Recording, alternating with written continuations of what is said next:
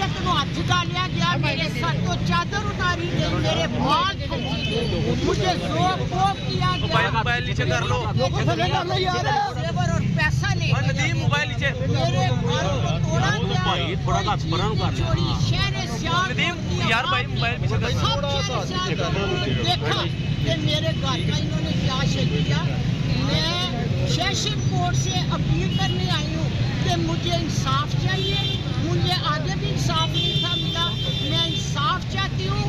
بیٹا مائیں سب کی سانجھی مائیں ہوتی ہیں، اللہ تعالیٰ نے حدیث میں ماں کو اولین درجہ دیا، اولین درجہ دیا، میں آپ کے لیے اولین، میرے نبی کا حکم ہے۔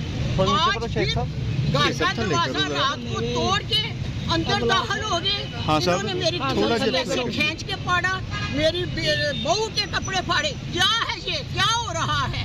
میں چیف جسٹس پاکستان نو خط لکھاں گی کہ تسی منو مد نظر رکھ کے اپنی والدہ والوں کیس میری یہ چلو ویکھ کے منو خواجہ آصف نے عثمان ڈار اور ان کی والدہ کے الزامات پر دونوں کو ہرجانے کا نوٹس بھیج دیا۔